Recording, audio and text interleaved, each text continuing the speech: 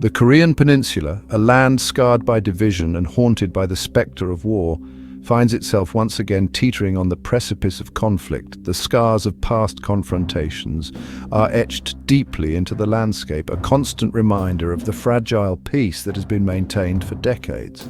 North Korea, in a move widely perceived as a deliberate provocation, has taken the drastic step of destroying roads that once served as fragile links to its southern neighbor. This act is not just a physical dismantling, but a symbolic severing of ties that were tenuously held together. These roads, more than mere asphalt and concrete, represented the possibility of connection, of dialogue, of a shared future. They were pathways that could have led to reconciliation and understanding, now reduced to rubble and dust. Their destruction is a stark symbol of the deteriorating relationship between the two Koreas, a relationship already strained by decades of mistrust and animosity. The barbed wire and broken roads now stand as monuments to a fractured relationship. The world watches with bated breath as this latest act of aggression plays out on the global stage. News outlets around the globe are abuzz with speculation and concern as the international community grapples with the implications of this development. Analysts and diplomats alike are left to decipher the motives behind this destructive act. Is it a strategic move, a show of strength, or a desperate attempt to gain leverage in future negotiations? Is it a desperate cry for attention from a regime increasingly isolated on the world stage? The North Korean leadership, often shrouded in secrecy, leaves much to the imagination and speculation. Or is it a calculated maneuver designed to strengthen North Korea's negotiating position in future talks? The display of military might and the destruction of infrastructure could be a tactic to force concessions from the South and the international community. Whatever the reason, the message is clear. North Korea is prepared to escalate tensions, and the consequences could be dire. The peninsula stands on a knife edge with the potential for conflict ever present. The destruction of these roads is not merely a symbolic act, it is a tangible demonstration of North Korea's willingness to disrupt any semblance of normalcy and cooperation. It has tangible, real-world implications for the people of the Korean Peninsula. The everyday lives of citizens are affected, as the infrastructure they rely on is systematically dismantled. These roads, though seldom used, represented a vital lifeline in times of crisis, a means of delivering humanitarian aid and facilitating potential evacuations. In emergencies, these routes could have been the difference between life and death. Their destruction leaves the peninsula more vulnerable, more isolated, and more susceptible to the whims of an unpredictable and often ruthless regime. The future remains uncertain, and the world watches, hoping for a resolution that seems increasingly out of reach. As tensions escalate on the Korean Peninsula, the world watches with bated breath.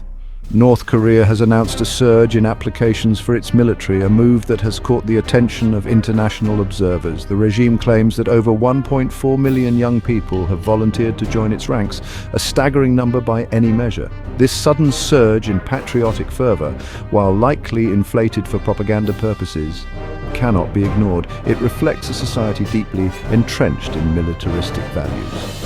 It serves as a stark reminder of the ever-present threat posed by North Korea's vast and heavily armed military, a force that is always on high alert. While the exact size and capabilities of North Korea's military remain shrouded in secrecy, experts agree that it is a formidable force. It is widely regarded as one of the largest standing armies in the world, with a significant number of troops ready for combat at any given moment. Equipped with a vast arsenal of conventional weapons and a growing nuclear program, North Korea's military capabilities are a cause for global concern. North Korea's military poses a significant threat not only to its southern neighbor, but to the stability of the entire region. The potential for conflict looms large. This latest recruitment drive, whether driven by genuine patriotic zeal or orchestrated by the regime's propaganda machine, underscores the regime's influence over its people. It highlights the deep-seated militaristic culture that permeates North Korean society, where even children are indoctrinated with military values. From a young age, North Koreans are bombarded with messages of vigilance, sacrifice, and unwavering loyalty to the supreme leader. This indoctrination shapes their worldview. The military is held up as the ultimate symbol of national pride, and military service is seen as a sacred duty. This cultural norm reinforces the regime's power. The implications of this military build-up are deeply troubling. A more heavily armed and ideologically driven North Korea is a recipe for instability and potential conflict. The international community must remain vigilant in its efforts to deter North Korean aggression and work towards a peaceful resolution to this long-standing conflict. Diplomatic efforts are crucial. The stakes are high and the path to peace is fraught with challenges. However, through sustained diplomatic engagement and international cooperation, there is hope for a more stable and secure future on the Korean peninsula. The international community has reacted with a mixture of condemnation and concern to North Korea's recent actions. The destruction of roads connecting the two Koreas, coupled with the reported surge in military applications, has raised alarm bells across the globe. Governments and international organizations alike have denounced these actions as provocative and destabilizing, urging North Korea to exercise restraint and engage in meaningful dialogue. South Korea, on the front lines of this unfolding crisis, has been particularly vocal in its condemnation. Seoul has accused Pyongyang of deliberately sabotaging efforts to improve inter-Korean relations and has warned of severe consequences should North Korea continue down this dangerous path. The United States, South Korea's longtime ally, has echoed these sentiments, reaffirming its commitment to defending its ally and calling for a united international response to North Korean aggression. The situation is further complicated by the ongoing geopolitical tensions between the United States and China. China, North Korea's largest trading partner and a key player in any diplomatic efforts, has called for calm and restraint from all parties involved. However, Beijing's reluctance to exert its full leverage over Pyongyang continues to frustrate the international community. The stakes are high, and the path forward remains unclear. The international community faces the daunting task of finding a peaceful resolution to a decades-old conflict while navigating the complex web of geopolitical interests and an unpredictable and often defiant adversary. Adding fuel to the already volatile situation on the Korean peninsula is the escalating war of words and images being waged between North and South Korea. This conflict is not just about military might or political posturing. It is a deeply rooted struggle that has been ongoing for decades, with each side trying to assert its dominance and ideology over the other. Both sides have accused each other of engaging in propaganda campaigns, utilizing drones, leaflets, and loudspeakers to spread their respective messages across the heavily fortified border. These methods, while seemingly outdated in the age of digital warfare, are still incredibly effective in reaching the isolated and controlled populations on either side of the DMZ. This propaganda war, while seemingly innocuous compared to the threat of military action, serves as a constant reminder of the deep-seated animosity and mistrust that continue to plague inter-Korean relations. The leaflets and loudspeakers are not just tools of psychological warfare. They are symbols of the ongoing struggle for influence and control over the Korean peninsula.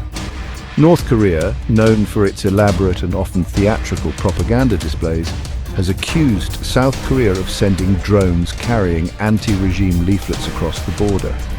These accusations are not taken lightly, as they add to the already high tensions and the potential for miscalculations that could lead to more serious confrontations. These leaflets, often depicting the Kim dynasty in a negative light or highlighting the economic disparities between the two Koreas, are viewed by Pyongyang as a direct attack on its sovereignty and a deliberate attempt to incite unrest among its population.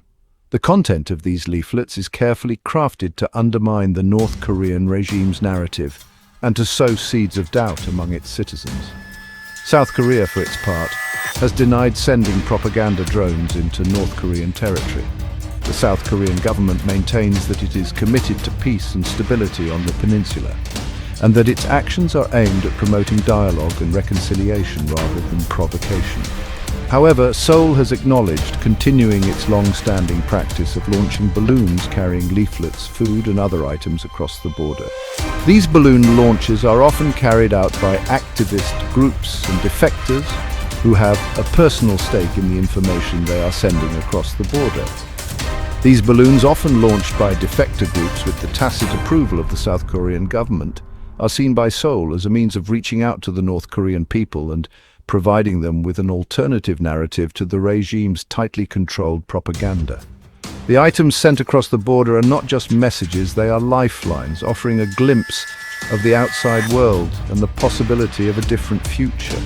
This back-and-forth exchange of propaganda highlights the deep ideological divide that separates the two Koreas. It is a battle that goes beyond the physical border, reaching into the hearts and minds of the people on both sides and shaping their perceptions and beliefs about each other.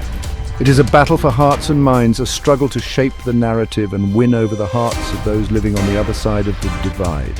This ongoing conflict, fought with words and images, underscores the complexity and the enduring nature of the Korean Peninsula's division.